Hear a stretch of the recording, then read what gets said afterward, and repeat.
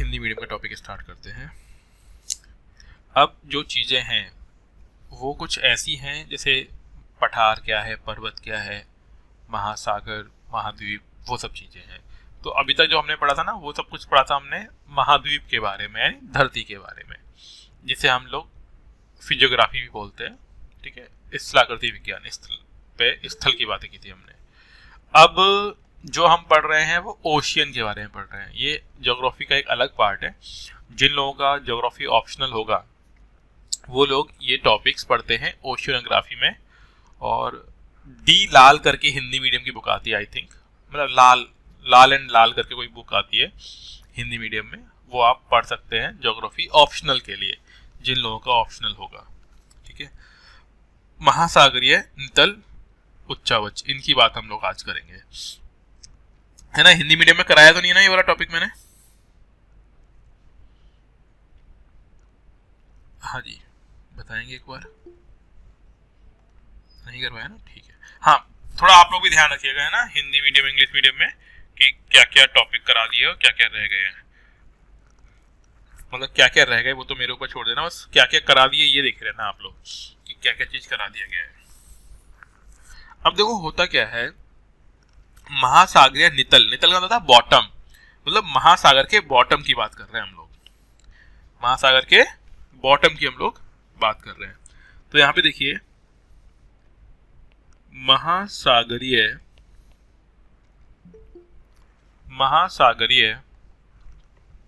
नितल, ये हिंदी मीडियम का शब्द है, नितल। बस आपको ध्यान रखना है, हम बात कर रहे हैं ओशियन बॉटम की। किसकी बात कर रहे हैं? Ocean bottom. ठीक है, रिलीफ। अब होता क्या है, जैसे हम धरती पर देखते हैं ऊंचाई नीचाई, ऐसे ही महासागर के नितल यानी बॉटम में भी आपको ऊंचाई नीचाई देखने को मिलती है। और हम जो समुद्र की गहराई को नापते हैं, तो आपको मालूम होगा समुद्र के अंदर सोनार काम करता है। क्या काम करता है? सोनार। ठीक है, तो इसे क्या बोलते हैं? सोनार को बोलते हैं हिंदी में, किसी को मालूम है सोनार का हिंदी में क्या बोलते होंगे इसको? ध्वनि गंभीरता मापी यंत्र।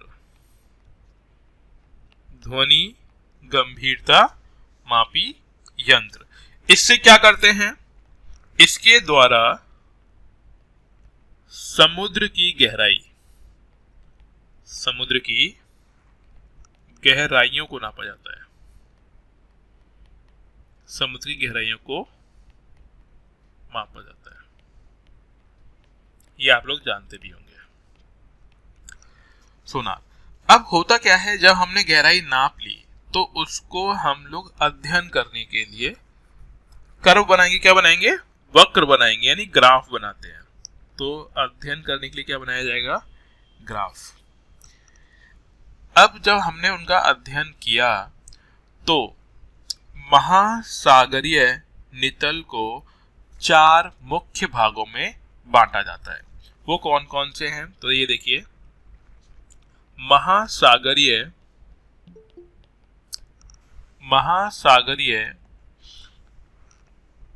नितल को कितने भागों में बांटा हम लोगों ने? 4 भागों में। क्योंकि देखो, हम किसी भी चीज को भागों में क्यों बांटते हैं? अध्ययन की सुगमता के लिए, कि हम इसको आसानी से समझकर पढ़ पाए। तो महासागरीय नितल को 4 भागों में बांटा जाता है। पहला भाग है जिसे बोलते हैं महाद्वीपीय निमग्न तट। ये मैंने इंग्लिश मीडियम में करा चुका हूं, तो इसीलिए आपको जो इंग्लिश मीडियम वाले होंगे उनको थोड़ा सा याद आएगा, और जिन्होंने इंग्लिश मीडियम में क्लास की होगी वो यहाँ पे करेक्ट कर पाएंगे इन चीजों को। पहला है महाद्वीपीय निमग्न तट, महाद्वीपीय निमग्न तट पहला। दूसरा है महाद्वीपीय ढाल। दूसरा भाग क्या है? ये क्या होते हैं? अभी मैं एक डायग्राम बना के आपको ये सब कुछ दिखा दूंगा। महाद्वीपीय ढाल, और इसके बाद में एक आपको कलरफुल डायग्राम नेट से डाउनलोड किया हुआ वो भी दिखा दूंगा, तो आपको और चीजें बेहतर समझ में आ जाएंगी। तो महाद्वीपीय निगम तट हो गया, महाद्वीपीय ढाल हो गया, ठीक है। फिर महाद्वीपीय उत्थान, तीसरा जो भाग है उसे हम लोग क्या बोलते हैं, महाद्वीपीय उत्थान, इसे हम लोग क्या बोलेंगे, महाद्वीपीय उत्थान। फिर जो चौथा भाग है उसे हम बोलते हैं महासागरीय गहरे नितल मैदान, इसे बोलेंगे महासागरीय गहरे नितल मैदान, महासागरीय गहरे नितल मैदान। ये 4 भागों में हम लोग इसको समझेंगे। अब इनके अलावा भी कुछ और नाम होते हैं, जैसे कि कटक, पहाड़ी, समुद्री पर्वत, ठीक है, खाई, कैनियन, गर्त, ये बहुत सारे नाम आपको मिलेंगे, ठीक है। तो अब हम इसका एक डायग्राम बनाते हैं और समझते हैं कि इन किन चीजों की हम लोग बात कर रहे हैं। तो देखिए यहाँ पे सबसे पहले एक ऐसे लाइन बना लीजिए आप लोग, जैसे हम लोग ग्राफ के अंदर बनाते हैं। ये क्या चीज है, हमने क्या किया, एक लाइन ले ली। लाइन का मतलब ये है जहां पर हम बात कर रहे हैं क्षेत्रफल, जो ग्राफ में नीचे की तरफ होगा क्षेत्रफल। हालांकि ये ग्राफ उतना एक्यूरेट नहीं आ पाएगा क्योंकि हैंड ग्राफ होगा। हमने एक तरफ क्या लिया हुआ है, क्षेत्रफल, और y एक्सिस जानते होंगे आप लोग, ये y एक्सिस होता है, ये x मतलब x अक्ष और y अक्ष। y अक्ष पर हम ले रहे हैं किलोमीटर, यानी दूरी, ठीक है, किलोमीटर। अब ये क्या चीज है, जैसे कि अगर हम बात करें पूरी धरती के लगभग कितने प्रतिशत भाग पे पानी है, हाँ जी, कितने प्रतिशत भाग पे पानी है, वेरी गुड। तो हमने ये ले लिया पहला भाग, जो ये यहां तक का है। ये डायग्राम आपको याद भी आ रहा होगा, पहले भी कराया हुआ है। ये है धरती वाला भाग। धरती का मतलब होता है जहां पे क्या मिलेंगे आपको, महाद्वीप। महाद्वीप का मतलब होता है यहाँ पे आपको स्थल भाग देखने को मिलेगा, स्थल भाग। बाकी का जो वो है भाग, वो है हमारा समुद्र या फिर जलीय भाग, ठीक है। अब हमने ये भी देखा है, अगर हम इसे स्थल मान ले रहे हैं तो स्थल पर हर कोई 0 लेवल पर तो खड़ा नहीं है। अगर हम इसे मान ले 0 किलोमीटर की ऊंचाई, तो 0 किलोमीटर की ऊंचाई पे तो कोई है नहीं, कोई चीज थोड़ा ऊंचा, कुछ थोड़ा और ऊंचा। तो अगर हम इसको एक स्केल देते कि 0 से 2 किलोमीटर की ऊंचाई, 2 से 4, 4 से 6, 6 से 8, 8 से 10 किलोमीटर की ऊंचाई तक, क्योंकि हमारी धरती पर उपस्थित सबसे ऊंचा भूभाग कौन सा है, मतलब ऊंचा क्षेत्र कौन सा है, हिमालय। और हिमालय की ऊंचाई कितनी है, 8,848 किलोमीटर के आसपास। कुछ समझ पा रहे हैं आप मेरी बात? 8,848 का मतलब होता है 8 किलोमीटर की ऊंचाई, ठीक है। हिमालय से ऊंचा कुछ भी नहीं है अभी वर्तमान समय में, प्राकृतिक स्थलाकृति, ठीक है ना, प्राकृतिक की बात कर रहे हैं। तो जो सबसे ऊंचे पर्वत हैं वो भी कितने किलोमीटर की ऊंचाई तक के हैं, लगभग 8 किलोमीटर की ऊंचाई। तो इस तरीके से जो ये 8 किलोमीटर पे मैंने ग्राफ बनाया है, ये है ऊंचे पर्वत। और ऊंचे पर्वत में समझ ही रहे हो आप लोग, हिमालय की बात कर रहे हैं। और फिर बहुत सारे पर्वत होते हैं, तो हमने एक ग्राफ बना लिया, और ये ग्राफ क्या दिखा रही है कि ऊंचाई से लेके नीचे तक के आपको 0 किलोमीटर की ऊंचाई तक की चीजें देखने को मिलेंगी। अब 0 के नीचे क्या होगा, 0 के नीचे होगा कि भैया समुद्र आ गया, यानी जलीय भाग आ गया। तो मैं इसको नीले मतलब ये आसमानी कलर के डॉटों से बना रहा हूं, ये है जलीय भाग, ये क्या है, जलीय भाग। अब जलीय भाग में भी गहराई होगी, तो उसको भी हमने यहाँ पे एक लाइन खींच दी, और ये जलीय भाग की गहराई को बताएगा। और जहां से जलीय भाग स्टार्ट होता है उसे बोलते हैं समुद्र तल। इसे क्या बोलते हैं हम लोग, समुद्र तल। और समुद्र तल से कितना गहरा? 0 किलोमीटर, 2 किलोमीटर, 4, 6, 8 और 10। ठीक है, इस तरीके से। क्योंकि अभी तक हम ये मान के चलते हैं कि समुद्र की अधिकतम गहराई जो है वो 10-11 किलोमीटर तक है। कितनी है? 11 किलोमीटर अधिकतम। वो हमने पढ़ा भी होगा।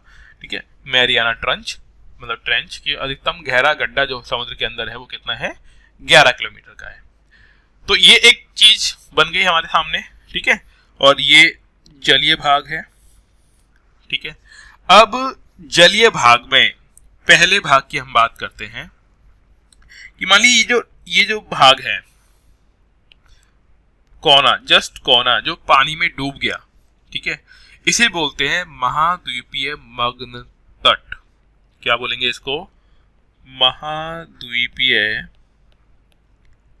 मग्न तट। अब इसका नाम ऐसे क्यों पड़ा? देखो महाद्वीपीय क्यों? क्योंकि महाद्वीप का भाग है। महाद्वीप मतलब जो जमीन धरती वाला पार्ट था, उस धरती वाले पार्ट पे क्या हुआ? पानी भर गया। मग्न तट, तट यानी किनारा होता है कि जस्ट यहाँ पे क्या खत्म हो रही है? धरती खत्म हो रही है, मतलब जमीन खत्म हो रही है, महाद्वीप का भाग खत्म हो रहा है। तो इसे हम लोग क्या बोलेंगे? महाद्वीपीय मग्न तट। ठीक है, अब जब गहराई पर आए नीचे की तरफ तो यहां पे ये ढाल बन गया। ढाल यानी स्लोप, ढलान है ना।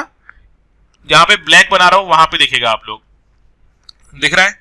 तो इस भाग को बोला गया, क्योंकि ये जमीन है, अभी जमीन में ढलान देखने को मिल रही है, तो इसे नाम दिया गया महाद्वीपीय ढाल। क्या नाम दिया गया इसको? महाद्वीपीय ढाल। ठीक है, अब इस महाद्वीपीय ढाल से और नीचे आएंगे तो आपको ये जो फ्लैट सरफेस दिख रहा है, मैं इसको यहां पे बना रहा हूं, नीले कलर से आपको दिखाई पड़ेगा। ये जो फ्लैट एरिया आपको दिखाई पड़ रहा है, फ्लैट यानी समतल, उसे बोलते हैं महासागरीय मैदान। और क्योंकि ये बहुत गहराई में है इसीलिए इनको बोलेंगे गहरे, क्या नाम देंगे इनको? गहरे महासागरीय मैदान। गहरे महासागरीय या सागरीय, कुछ भी नाम दे दो आप, दोनों बात एक ही है। गहरे सागरीय मैदान। ठीक है, यहां तक क्लियर हुई बात? अब इन्हीं गहरे सागरीय मैदानों में आपको कहीं पे गड्ढे, कहीं पे ऊंचाई, ये भी देखने को मिल सकती है, और इसे हम अलग अलग नामों से जानेंगे। तो पहला तो ये डायग्राम जो आपको बनाना है, समझ में आ गई ये वाली कहानी?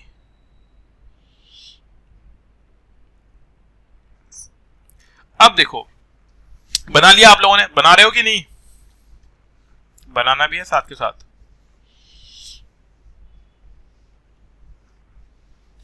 अब देखो यहां पे, तो ये हो गया।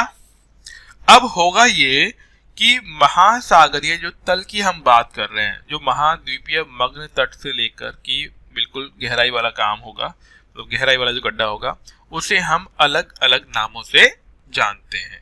तो ये डायग्राम बनाने के बाद हम लोग एक डायग्राम और बनाएंगे, वो देखिए। हम अब किसकी अध्ययन कर रहे हैं? महासागरीय तल की बात कर रहे हैं। हम किसकी बात करेंगे? महासागरीय तल। ध्यान रखिएगा। अब महासागरीय तल में होगा क्या? सबसे पहले कुछ ऐसे भाग होंगे जो समुद्र में डूब गए होंगे, फिर उनमें और गहराई की तरफ चीजें गई होंगी। तो आप बस देखते चलिएगा कि किस तरह से चीजें बन रही हैं।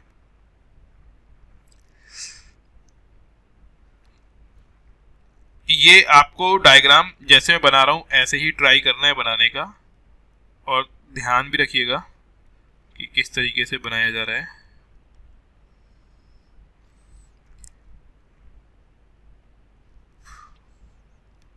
इस तरीके से आपको ये बना लेना है। ठीक है,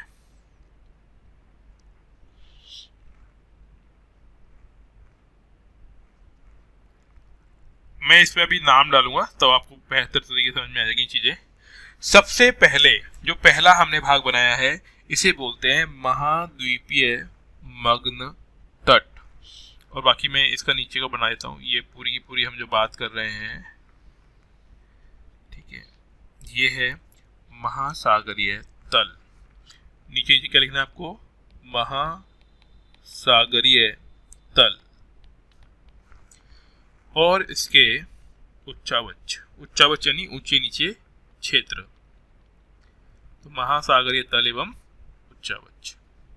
ठीक है, अब इसमें देखिए महासागरीय तल एवं उच्चावच में आपको ध्यान से देखना है। सबसे पहले हमने क्या बना दिया, महाद्वीपीय मग्न तट, यानी वो क्षेत्र जो पानी में डूब गया। तो एरो जहां बनाया हुआ है उसका नाम क्या देंगे हम लोग, महाद्वीपीय मग्न तट। मग्न यानी डूबा हुआ किनारा, पहली बात। फिर जब ढलान आई तो फिर जो हमने ऊपर नाम दिया था वही नाम यहां पर होगा दोबारा से। इस ढलान को हम बोलते हैं महाद्वीपीय ढाल। क्या नाम है इसका, महाद्वीपीय ढाल। ठीक है, महाद्वीपीय ढाल। फिर उसके बाद ये गड्ढे में जो गहराई दिख रही है आपको, इसे बोलते हैं महासागरीय नितल मैदान, ये वाला। अब देखो याद क्या करना था आपको, समझना ये था कि इससे पहले जो दो नाम दिए उसमें है महाद्वीप, महाद्वीप यानी महाद्वीपीय मग्न तट, महाद्वीपीय ढाल। लेकिन अब हम जो नाम दे रहे हैं उसका नाम है सागरीय नितल मैदान, यानी अब हम बात कर रहे हैं सागर की। तो यहां पे ध्यान रखिएगा, सागरीय नितल मैदान, यानी अब जो सागर के अंदर गहराई में जो मैदान है, सपाट क्षेत्र है, उसे हम बोलेंगे सागरीय नितल मैदान। अब उस सपाट क्षेत्र के बाद ऊंचा भाग आ जाए और उसका टॉप यानी जो शीर्ष है वो सपाट हो। अगर यही सपाट क्षेत्र धरती पर होता है, यानी जमीन पर होता, तो उसे हम बोलते हैं प्लेट्यू, पठार। लेकिन अगर यही चीज पानी के अंदर बन रही है तो उसका नाम होता है गुयाट। क्या नाम होगा इसका, गुयाट। और अगर यही चीज कहां बन रही होती, धरती की सतह के ऊपर, तो इसका नाम क्या होता, हाँ, स्ट्रेंच को इंग्लिश में क्या कहते हैं, क्या स्ट्रेंच क्या बोल रहे हो,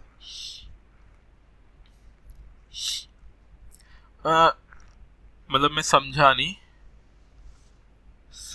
सतह, सतह बोलना चाह रहे हो क्या? चलो कोई नहीं, मैं नाम बोल देता हूं।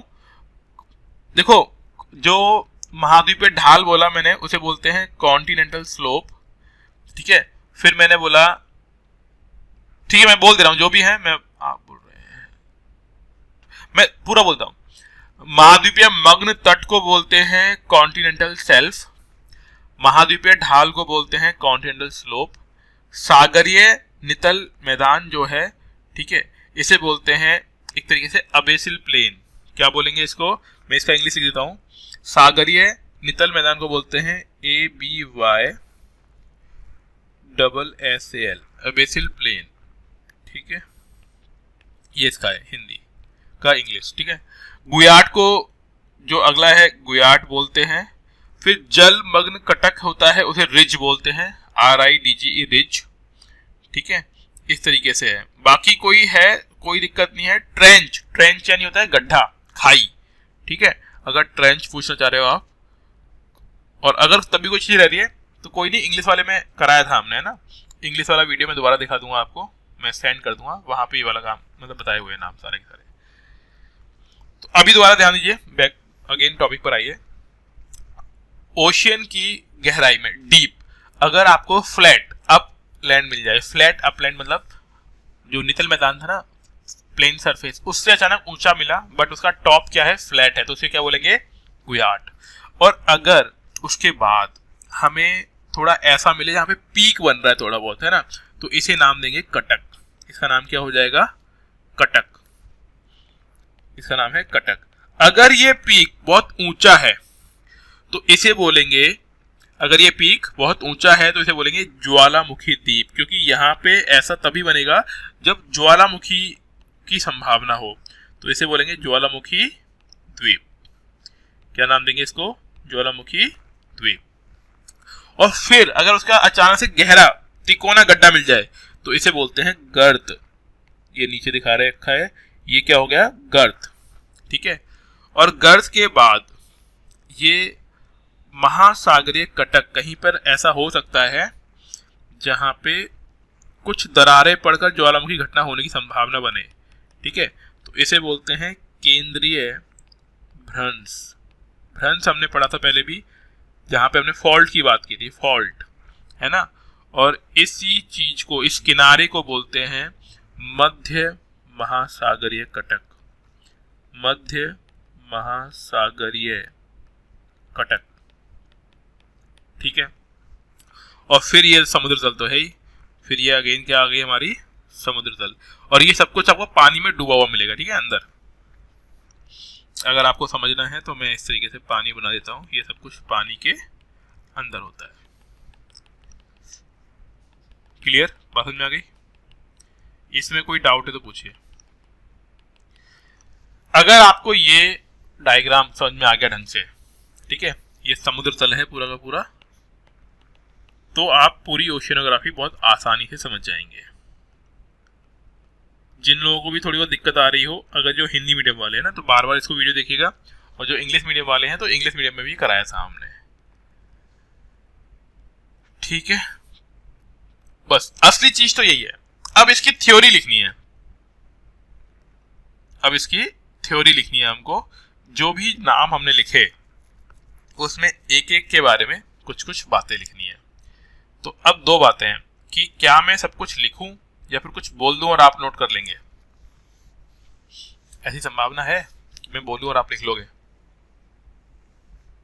मतलब जो लोग लिख रहे हैं उनके लिए बोल रहा हूं, जो लोग सिर्फ सुन रहे हैं लेट कर उनकी बात अलग है।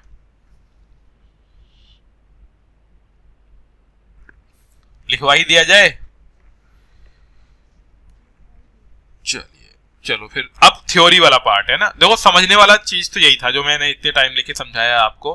अब इसी के बारे में इसके थ्योरी लिखनी है ना, कि उसका कितना एरिया होता है, कितना डिग्री एंगल बनाएगा, कितना परसेंट एरिया क्षेत्र पर वो है, वो सब बातें हैं, ठीक है। तो अब इसकी थ्योरी लिखनी है हमको। बट असली जो चीज है समझने का, जो आपको कहीं नहीं मिलेगा, मतलब जो किताबों में नहीं बता सकते, वो मैंने आपको समझा दिया कि किस तरीके से ये होता होगा, ठीक है। अब आप लिखिए इसकी थ्योरी, हेडिंग डालते चलेंगे, एक एक पॉइंट हम लोग इसको नोट करेंगे। तो पहला टॉपिक लेते हैं हम लोग, मतलब पहला जो पार्ट है महाद्वीपीय। पहला पार्ट क्या था? महाद्वीपीय मग्न तट, ठीक है। मग्न और निमग्न एक ही बात है, ठीक है ना। तो पहला भाग लिखिए महाद्वीपीय, ठीक है, महाद्वीपीय निमग्न तट। इसे बोलते हैं इंग्लिश में, मैं इंग्लिश नेम भी बता रहा हूं आपको साथ में, कॉन्टिनेंटल शेल्फ। कॉन्टिनेंटल शेल्फ, ठीक है। अब इसे कैसे बताएंगे वो देखिए।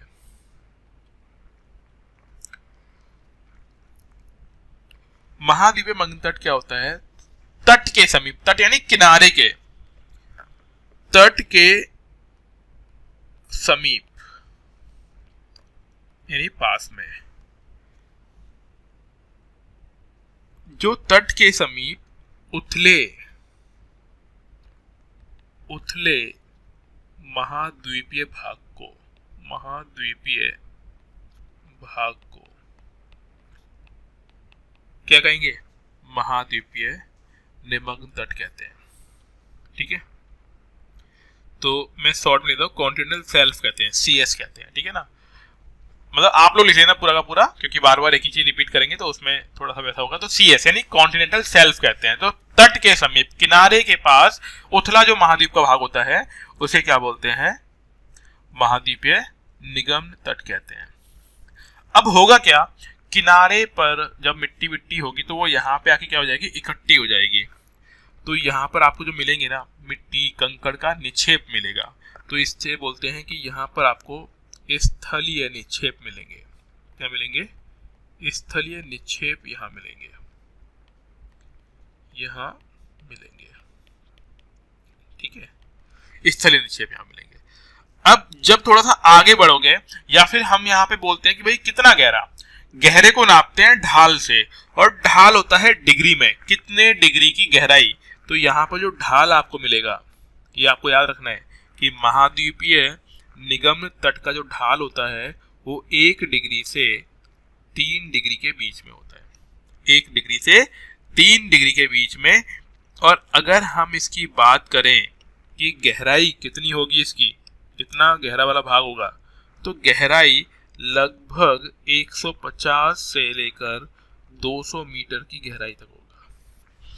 अब समझो इस चीज को कि समुद्र में 150 से लेकर 200 मीटर की गहराई तक के भाग को हम लोग बोलते हैं महाद्वीपीय निमग्न तट।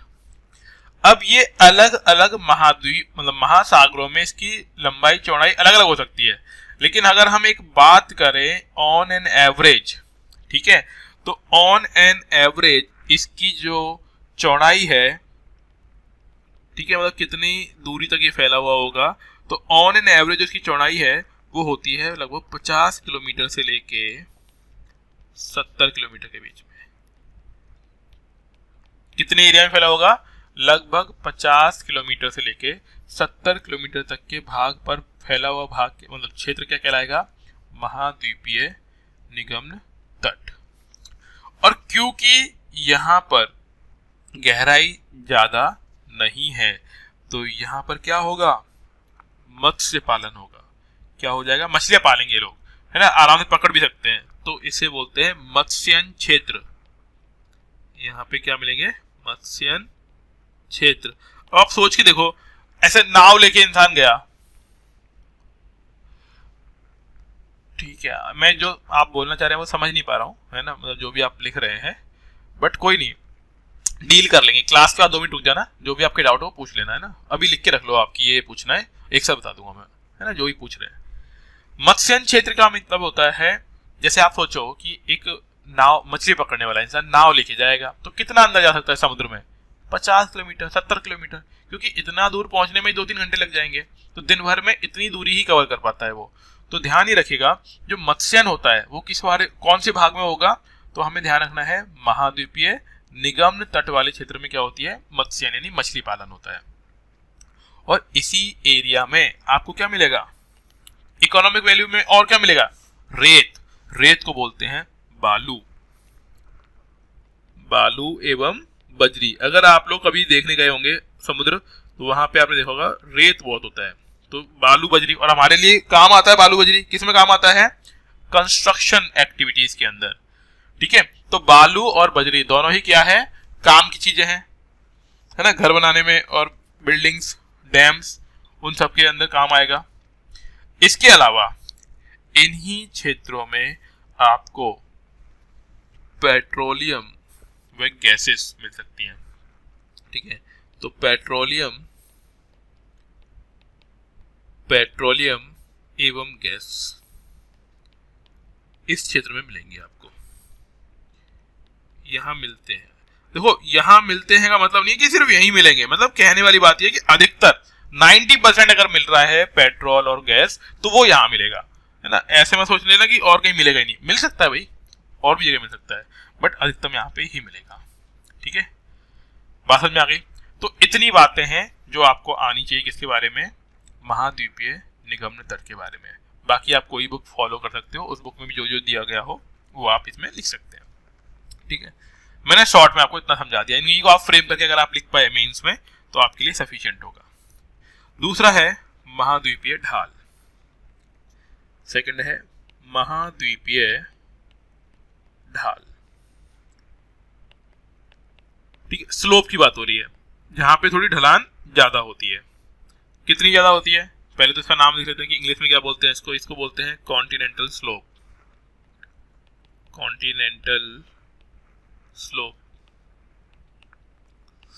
ठीक है, ये इसका नाम है कॉन्टिनेंटल स्लोप। अब ऐसे समझो कि महाद्वीप का जो अंतिम भाग है जो पानी में डूबा हुआ है उसे बोलते हैं महाद्वीपीय ढाल। तो पहली बात तो ये है कि महाद्वीपों का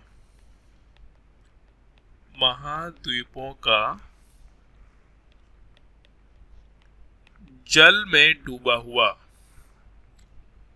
या फिर डूबा कर दे, क्या डूबा लिखेंगे कैसे? ऐसे लिखेंगे क्या?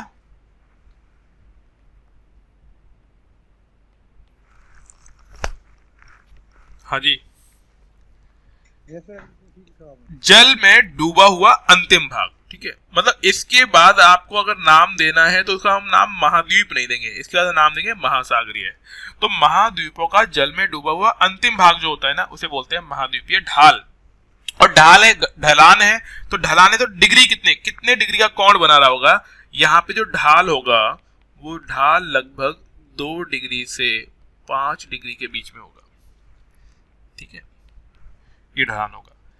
ठीक है, अगली चीज ये भी है कि जो महाद्वीपीय ढाल होता है ना, वो महाद्वीपीय मग्न तट और महासागरीय मैदान को जोड़ता है। देखो यहाँ पे ध्यान दो इस डायग्राम में, देखो ये रहा महाद्वीपीय मग्न तट दिख रहा है आपको, ऊपर ब्लॉक बनाया, और नीचे है सागरीय नितल, बीच में कौन है, महाद्वीपीय ढाल। बीच में कौन दिख रहा है आपको, महाद्वीपीय ढाल। तो हम ये बोल सकते हैं कि महाद्वीपीय ढाल जो होता है वो महाद्वीपीय मग्न तट और सागरीय नितल को जोड़ता है। बात समझ में आई, समझ पा रहे हो इस चीज को? गुड।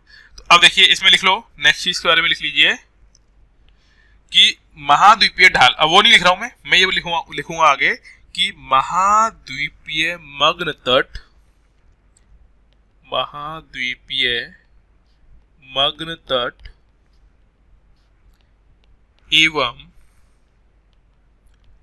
महासागरीय मैदान को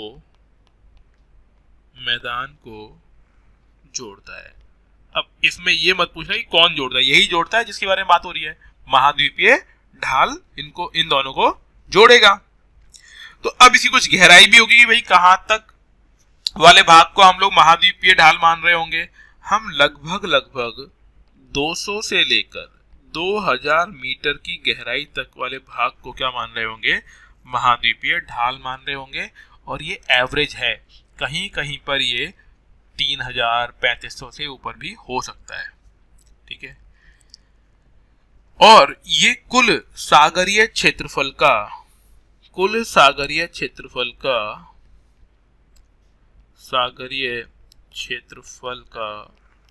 लगभग 8.5% होता है। मतलब कहने वाली बात यह है कि 100 किलोमीटर एरिया में फैला हुआ है, तो उसमें से जो महाद्वीपीय ढाल होगा वो लगभग 8.5% भाग पर होगा। और अगर ऐसे मेरे को ऊपर वाले का याद आ गया, ऊपर वाले का जो परसेंटेज है वो है 7.5% क्षेत्रफल। कुल क्षेत्रफल का 7.5% क्षेत्रफल पर आपको क्या मिलेगा, महाद्वीपीय मग्न तट। ठीक है, अब अगला आइए महाद्वीपीय उत्थान। जो हमने देखे थे ना ये ऊंचे ऊंचे उठे हुए भाग, यहाँ पे देखो ये गुयाट कटक ये सब कुछ, तो इन्हें हम किस नाम से जानते हैं, महाद्वीपीय उत्थान। या फिर हम इसे ऐसे भी बोल सकते हैं कि जो महासागरीय नितल मैदान था, है ना, उसमें कुछ उठे हुए भाग, है ना। तो 1 बाय 1 देखेंगे हम लोग। तो लिखिए आप, नेक्स्ट लिखिए इसमें महाद्वीपीय उत्थान, महाद्वीपीय उत्थान।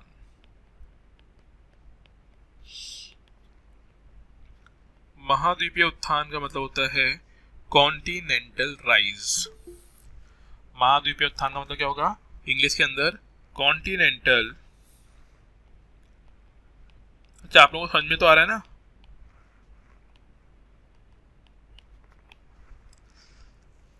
Continental rise. देखो आप लोग नोट्स बना लेना इनके, जिस दिन आपको ये सब कुछ पढ़ लोगे ना, उस दिन आपको इसकी वैल्यू मालूम पड़ेगी कि हमने क्या समझा क्या पढ़ा। क्योंकि अभी तो क्या ना, सारी चीजें पहली बार देख रहे हो आप। जब ये 2-3 बार आंखों के सामने से गुजर जाएंगी ना, तब आपको इनका मतलब समझ में आ रहा होगा। तो इसीलिए अभी बिना सोचे समझे मतलब कि जो लिखवाया जा रहा है वो लिखते हुए चलो। इसमें ओवर स्मार्टनेस मत दिखाना कि हम सर लिखेंगे नहीं, याद हो जाता है हमको देखकर, वो काम मत करना। लिखना है, क्योंकि मेंस लिखने पर ही चलती है, मतलब उसी में रैंक आती है। तो ये ध्यान दीजिए। अब महाद्वीपीय उत्थान क्या है? अब सोचो, उत्थान यानी उठ जाना, तो जहां पे ढाल खत्म वहां पे क्या आएगा, उत्थान। ठीक है, तो ऐसे समझो कि महाद्वीपीय ढाल का जहां पे अंत हो जाए, ढाल का अंत हो जाए तो उसके बाद क्या आएगा, उत्थान आएगा। ठीक है, तो जहां पे अंत होगा वहां से क्या स्टार्ट होगा, उत्थान स्टार्ट हो जाएगा, क्योंकि ढलान खत्म तो ऊंचाई स्टार्ट। तो बहुत सिंपल सा कॉमन सेंस है कि जहां पर महाद्वीपीय ढाल का अंत होगा वहां पे आपको क्या मिलेगा, उत्थान मिलेगा। अब उत्थान ऐसा भी नहीं कि एकदम से ही आपको ऊंचाई मिलने लगेगी, ठीक है। तो शुरुआत में ये इनकी ऊंचाई, ठीक है, कम होती है, शुरुआत में एकदम से ऊंचाई नहीं मिलेगी। तो इसे हम बोल सकते हैं कि उच्चावच, ऊंचाई नीचाई काफी कम होती है, ऊंचाई नीचे क्या होगी, काफी कम होती है। लेकिन जैसे जैसे और महासागर की गहराई में जाओगे तो आपको इसमें अलग अलग प्रकार की चीजें देखने को मिलती है। या फिर आप ऐसे समझ लो कि जितनी गहराई में जाओगे, जितनी गहराई में मतलब जाओगे ही लिख देता हूं, जितनी ज्यादा गहराई में जाओगे उतना ही ज्यादा समतल भाग आपको दिखाई देने लगेगा, मतलब ऊंचाई कम होने लग जाएगी। अब ये कैसे, क्योंकि ऊंचाई नीचाई कहां पर है, एक सतह पर होती है ना। जितनी ज्यादा गहराई में चले गए तो ऊंचाई नीचाई यानी उच्चावच क्या हो जाएगा, कम होता हुआ चला जाएगा, उच्चावच क्या हो जाएगा, कम हो जाएगा। जैसे ऐसे समझो, आप मान लो आपने हिमालय को धरती पे खड़े होकर देखा तो आपको ऊंचाई मालूम पड़ेगी। अब मान लो आप अंतरिक्ष से हिमालय देखो, तो अंतरिक्ष से हिमालय देखने पर क्या आप हिमालय की ऊंचाई बता पाओगे? क्या ये पॉइंट समझ पा रहे हो आप? मैं इसको और समझाता हूं। देखो, मान लो ये एक बिल्डिंग है, ठीक है, ट्रायंगल फॉर्म में जो बनाई हुई है। देखो आप, ये इसका टॉप है और इसका बॉटम, मतलब नीचे वाला पार्ट। एक इंसान यहां पे खड़ा हुआ है और ये इसको देख रहा है, हालांकि मैंने देखने की लाइन टेढ़ी मेढ़ी बना दी है। तो आप, ये इंसान जब ये देख रहा है इसी सतह से, तो ये इसकी ऊंचाई का आइडिया लगा पाएगा कि नहीं लगा पाएगा? यस और नो? अगर यही इंसान यहां पे ऊपर खड़ा हो, मान लो यूं देख रहा है अभी ये किसी ऊंचाई वाले प्लेस से, तो अब मेरे को बताओ कि जब ये ऊंचाई से देखेगा तो क्या ये इसकी ऊंचाई का अंदाज लगा पाएगा? अब इसके लिए ये क्या है, समतल है। इसका मतलब क्या हुआ कि बहुत ज्यादा ऊंचाई पर जाने पर हमें धरती की ऊंचाई मालूम नहीं पड़ती है ना, कितनी ऊंचाई है। ऐसे ही बहुत ज्यादा गहराई पे जाने पर हमें सतह में ऊंचाई नीचे दिखना बंद हो जाएगा। जब हम समुद्र की गहराइयों में चले जाएंगे तो वहां पे आपको क्या दिखाई पड़ेगा, उच्चावच बिल्कुल कम हो जाएंगे, यानी सबको क्या दिखाई पड़ेगा, समतल दिखाई पड़ेगा। तो वही बताना चाह रहे हैं यहाँ पे कि जितनी ज्यादा गहराई में जाओगे आप समुद्र की, उतने ही उच्चावच क्या होते हुए चले जाएंगे, कम होते हुए चले जाएंगे। पॉइंट समझ में आया मेरा? हाँ जी, गुड। तो इसे हमने नाम दे दिया क्या, महाद्वीपीय उत्थान। तो महाद्वीपीय उत्थान आपको कम गहराई पर ही मिलेंगे, बहुत ज्यादा गहराई पर गए तो खत्म। अब गहराई बाजार में क्या मिल रहा है हमको, समतल मैदान। तो अगला हेडिंग लिखिए, महासागरीय नितल मैदान। महासागरीय नितल, नितल यानी वो समतल वाले, ठीक है ना, नीचे वाले गहराई में जो है, नितल मैदान, जो गहराई में मैदान है उनकी बात कर रहे हैं, है ना। डायग्राम ऊपर बनाया था, उसमें हमने बनाया था ये भी कि महासागरीय नितल मैदान क्या होते हैं। अब उत्थान के बाद, हाँ इसको लिख लो, इंग्लिश में क्या बोलते हैं, इसे बोलते हैं अबेसिल प्लान, मतलब सॉरी प्लेन, अबेसिल प्लेन, ठीक है। इसका नाम थोड़ा डिफरेंट है, इसको याद रखिएगा इंग्लिश में अगर आ जाता है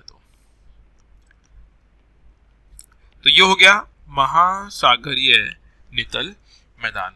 अब हम इसका एक लाइन तो ये बोल सकते हैं कि जहां पर उत्थान खत्म हो गए, या फिर उत्थान के बाद, यानी महासागरीय उत्थान के बाद जो हमें दिखाई पड़ेगा, जो हमें मिलेगा, उसे क्या बोलते हैं, महासागरीय नितल मैदान, ठीक है।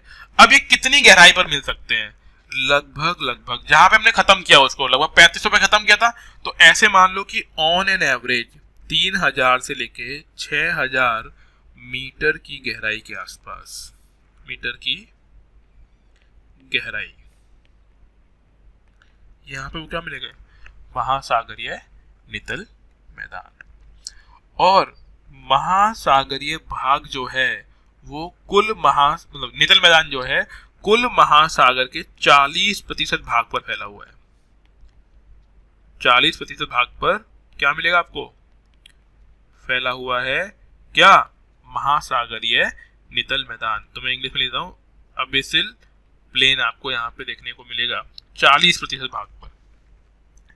ठीक है, अब ये महाद्वीप से महाद्वीप मतलब महासागर से महासागर वेरी कर सकता है। जैसे प्रशांत महासागर में ज्यादा फैला हुआ होगा, अटलांटिक महासागर में है थोड़ा कम हो सकता है, हिंद महासागर में है क्योंकि छोटा है तो और कम हो सकता है, तो वो वेरी करेगा, है ना।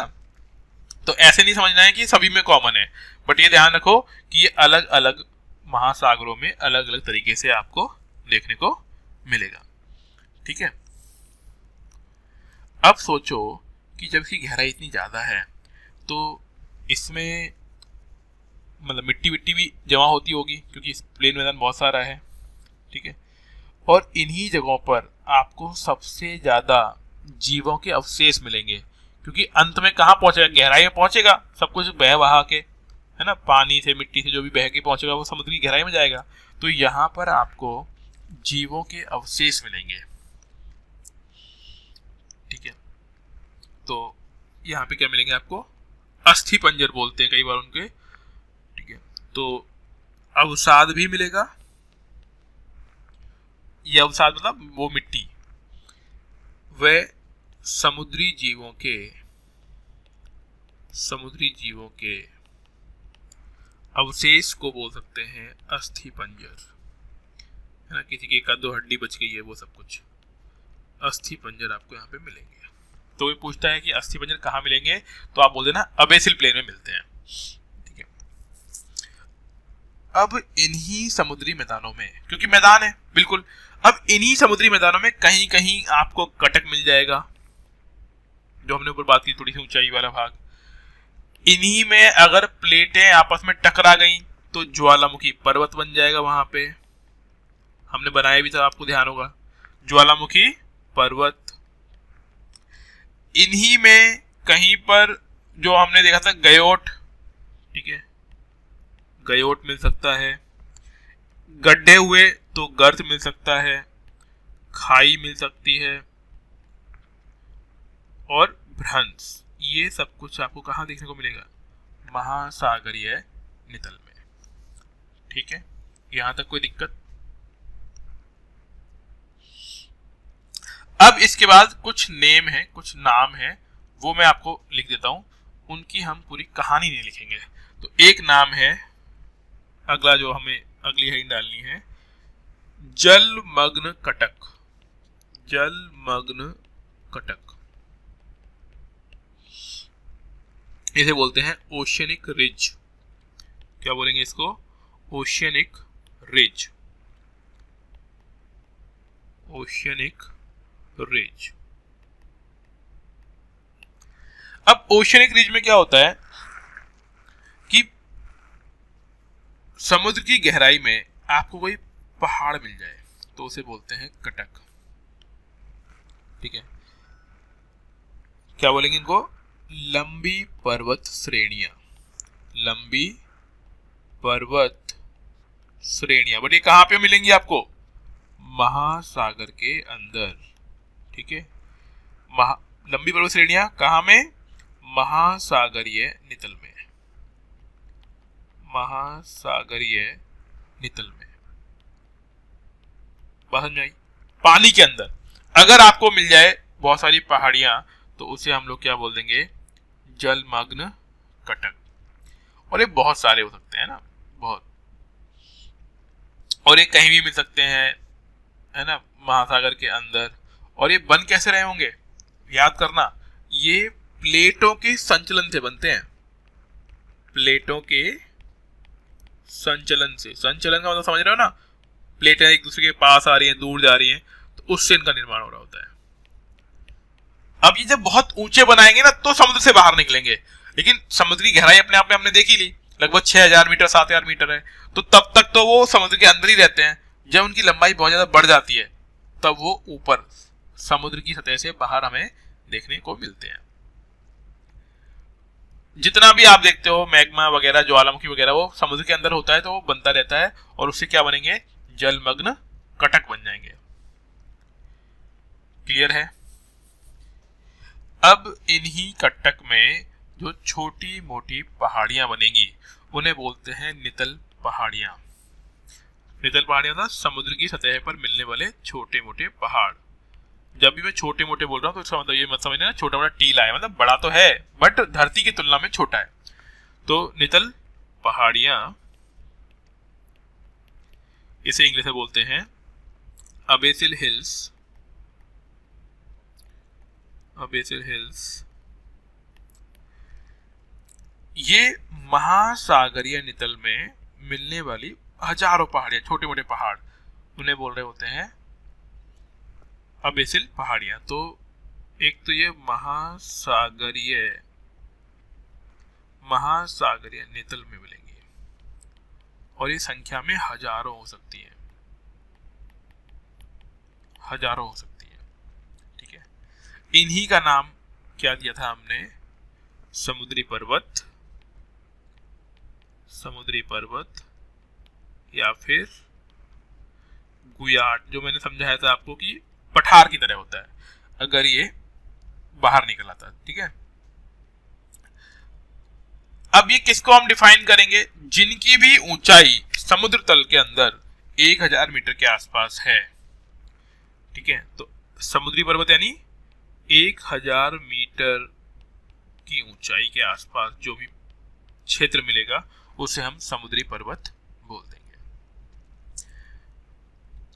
अब ये सबसे ज्यादा कहाँ मिल रहे होंगे आपको, प्रशांत महासागर में, और प्रशांत महासागर के अंदर आपको लगभग 10,000 से अधिक पहाड़ियां मिल सकती हैं।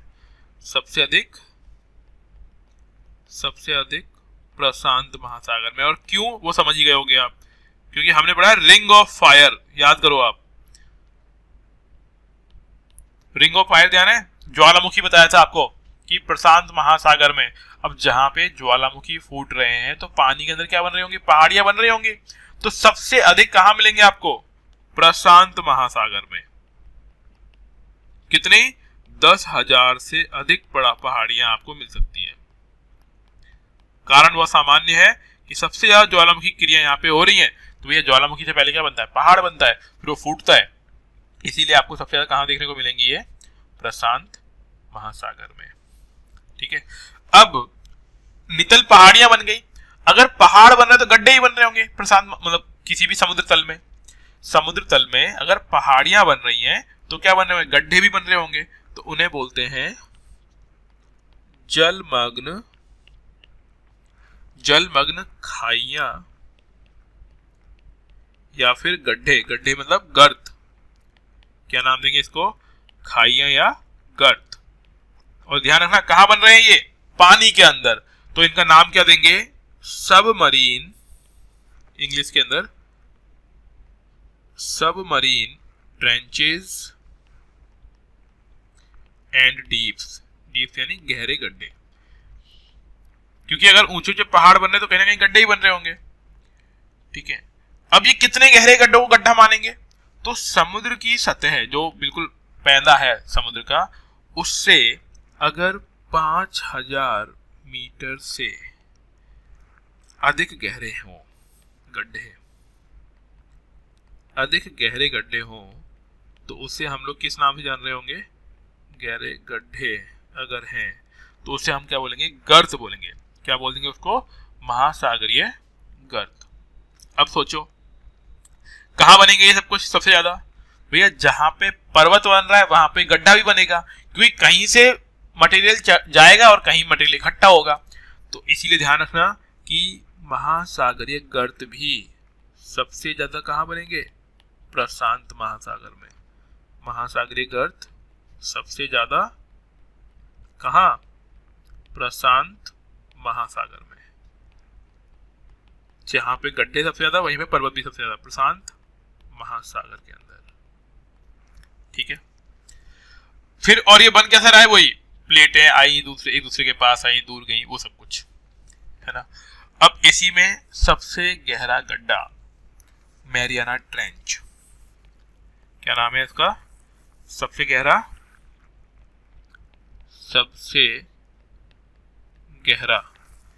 इसका नाम है मैरियाना ट्रेंच। ठीक है, आपको ध्यान रखना है, सबसे गहरा गर्त मैरियाना ट्रेंच। ठीक है, दोबारा लिख देता हूं इसको, मैरियाना ट्रेंच। कितना गहरा है, लगभग 11 किलोमीटर। तो 11 किलोमीटर मतलब 11,000 मीटर लगभग। अगर कहीं आपको मिल जाए 11,500, 11,220, 330, 11,030, तो मतलब परेशान नहीं होना है ना, एक ही बात है। लगभग 11,000 मीटर की गहराई। कई जगह इसका जो एग्जैक्ट डेटा लिखा था 11,034 मीटर है ना, मैंने बस ये लिख दिया है, कहीं पे आपको थोड़ा ऊपर नीचे मिले तो बस समझ जाना कि हाँ ठीक है। ये है कहाँ, Mariana trench, Philippines. Mariana trench कहां पर है, फिलीपींस में, फिलीपींस। ठीक है, इसके अलावा और जो है जावा, सुमात्रा, सूडान, वहां पे भी आपको गहरे गहरे गड्ढे देखने को मिल सकते हैं। इसी तरह से एक और है जलमग्न कैनियन। कैनियन मतलब ये समझ लो गहरे गड्ढों को, है ना। गड्ढे, छोटा गड्ढा होगा, मतलब गड्ढा गहरा, मतलब एक तरीके से अलग होगा, उसे हम लोग ट्रेंच नाम दे, मतलब कैनियन नाम दे रहे होंगे, जलमग्न कैनियन। तो नेक्स्ट हेडिंग डालिए, जलमग्न कैनियन, जलमग्न canyon, submarine canyon, submarine canyons. ठीक है, देखिए सबमरीन कैनियन कैसे, महासागरीय नितल पर स्थित गहरे गॉर्ज को, इसी में परिभाषा लिख देता हूं, आप लोग लिख लीजिए कि महासागरीय नितल पर स्थित गहरे गॉर्ज को जलमग्न कैनियन कहते हैं, जलमग्न कैनियन कहते हैं। ठीक है, अभी वही है कि समुद्र का पैंदा है और यहाँ पे विभिन्न तरह की गड्ढे दिखाई पड़ेंगे आपको, अड़ोस पड़ोस में आपको पहाड़ दिखाई पड़ेंगे। गॉर्ज का मतलब भी ये होता है कि साइड में पहाड़ दोनों तरफ और बीच में गड्ढा, उसे हम लोग गॉर्ज बोलते हैं। तो उसी को ये क्या बोल देंगे, जलमग्न कैनियन। और ये मैंने कराया है आपको, जब मैंने आपको ब्लॉक माउंटेन वगैरह कराए थे तो वहां मैंने आपको बताया था कि क्या होता है ना। तो इसे बोलते हैं जलमग्न कैनियन। ठीक, अब इसमें बहुत कुछ होती कहानी है ना, पूरी नहीं समझनी, बस नाम समझ लो कि क्या होता है। फिर तट, शोल और भित्ति, ये 3 टर्म्स हैं जो आपको आनी चाहिए। तट, ठीक है, शोल, भित्ति यानी दीवार होता है बेसिकली। ठीक है, क्या बोलते हैं इंग्लिश में इनको, कोस्ट, शोल, रीफ्स, है ना। ये चीजें आपको मालूम होनी चाहिए कि क्या होता है। तो थोड़ा थोड़ा मैं लिख देता हूं इसके बारे में। ठीक है, तट क्या होता है, ये बेसिकली होता क्या है कि तट, शोल और भित्ति ऐसे समझो आप, ये अपरदन से बनते हैं। कैसे बनेंगे, पहले पत्थर, मतलब कोई पर्वत टूटा तो यानी अपरदन हुआ। ठीक है, अपरदन से क्या मिलेगा आपको, कोस्ट मिलेगा। अपरदन का जो टूटा मिट्टी पत्थर कहीं ना कहीं जाके इकट्ठा होगा, जहां पे इकट्ठा हुआ उसे बोलते हैं निक्षेपण। क्या बोलते हैं उसको, निक्षेपण, तो जहां पे निक्षेपण हुआ वहां पे बन गया सोल। और उस निक्षेपण के साथ अगर जैविक क्रियाएं हो जाएं, ठीक है, जैविक क्रियाएं मतलब कुछ छोटे छोटे मतलब छोटे छोटे जीव आ जाए वहां पर और वो जैविक क्रियाएं करने लगे, तो उससे भित्ति बनती है। क्या बनती है? भित्ति बनती है। तो थोड़ा सा हम इसके अंदर समझेंगे। तट क्या है? तट समतल शीर्ष वाले उत्थान होते हैं। अब आपको थोड़ी हिंदी देख के लगेगा कि यार ऐसी हिंदी लिखनी पड़ती है। बिल्कुल ऐसी लिखनी पड़ेगी। समतल शीर्ष वाले उत्थान उसे बोलते हैं तट। और ये कहां मिलेंगे तट? ये तट आपको महाद्वीपों के किनारे मिलेंगे। ये सामान्य सी बात है कि तट होता कहां पे? किनारे पर होता है। तो महाद्वीपों के किनारे, महाद्वीपों के किनारे स्थित होते हैं, स्थित होते हैं। महाद्वीपों के किनारे स्थित होते हैं, पहली चीज। अब वो सब कुछ हम जान चुके हैं कि भैया यहाँ पे फिशिंग करेंगे, यहाँ पर ही आपको पेट्रोलियम मिल सकता है, गैस मिल सकता है, वो सब कुछ पहली चीज। सोल, अगली चीज क्या है? सोल। सोल क्या होगा?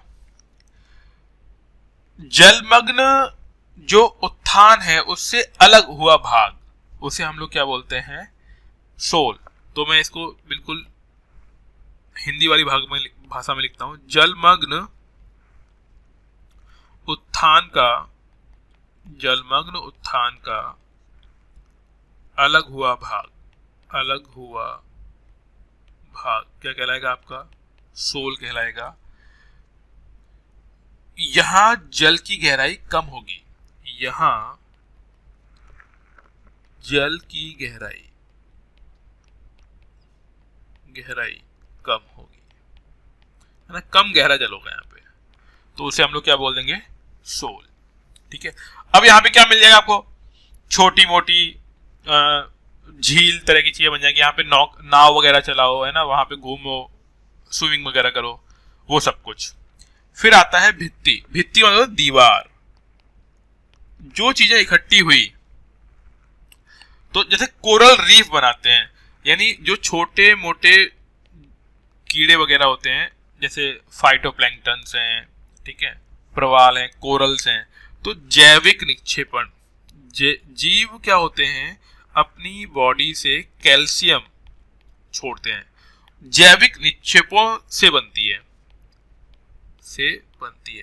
जैसे कि कोरल, मूंगा आपने नाम सुना होगा। कोरल जो होते हैं वो अपनी बॉडी से सीक्रेट करते हैं, छोड़ते हैं क्या? कैल्शियम। और उस कैल्शियम से क्या बन जाता है? दीवार बन जाती है। और इसी को हम लोग बोलते हैं प्रवाल भित्ति। क्या बोलेंगे इसको? प्रवाल भित्तियां, क्योंकि बहुत सारी होती है तो प्रवाल भित्तियां। और ये प्रवाल भित्तियां सबसे ज्यादा कहाँ मिलेंगी आपको? प्रशांत महासागर में। प्रशांत महासागर में जो मूंगा अंगूठी में पहनते हैं आप लोग, वो मूंगा इन्हीं से निकलता है। ठीक है। और सबसे ज्यादा आपको ये प्रवाल भित्तियां कहाँ मिलेंगी? ऑस्ट्रेलिया के क्वींसलैंड के समीप, दुनिया की सबसे ज्यादा। तो ऑस्ट्रेलिया के क्वींसलैंड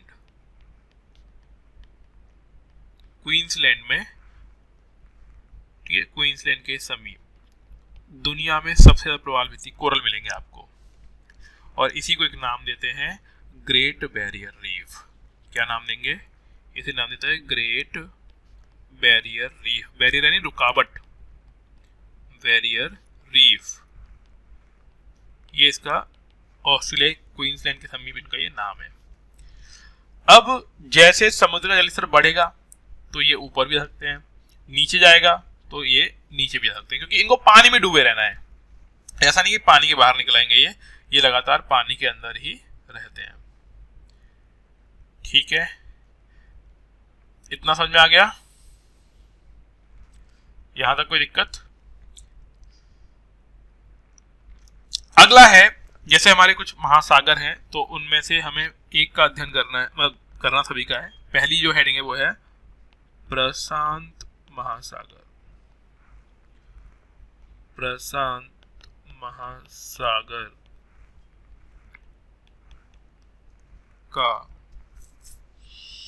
तल, यानी बेसिकली प्रशांत महासागर के बारे में स्टडी। ठीक है, हम प्रशांत महासागर के बारे में स्टडी करेंगे, देन अटलांटिक महासागर और हिंद महासागर, इन तीन की बात कर लेंगे। ठीक है, तो ये हमारी नेक्स्ट हेडिंग रहेगी।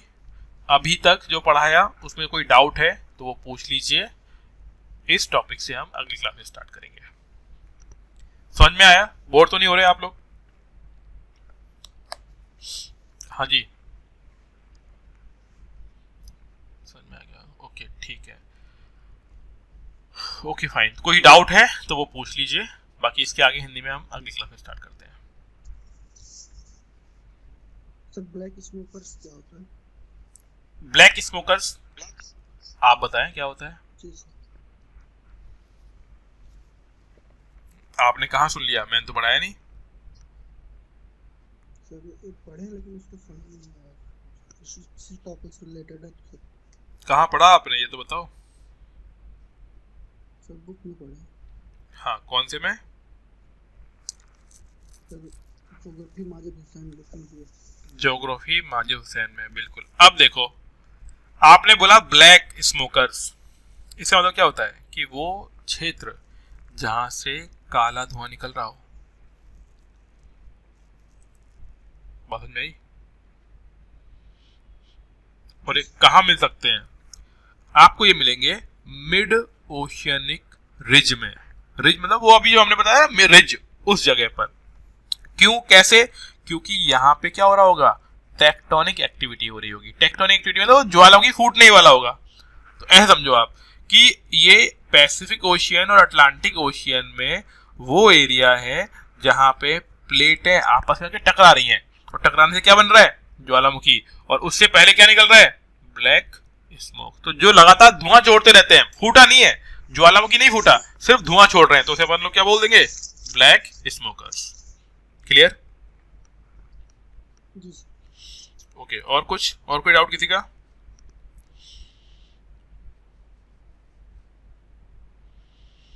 चलिए, तो ठीक है, फिर मिलते हैं नेक्स्ट क्लास में।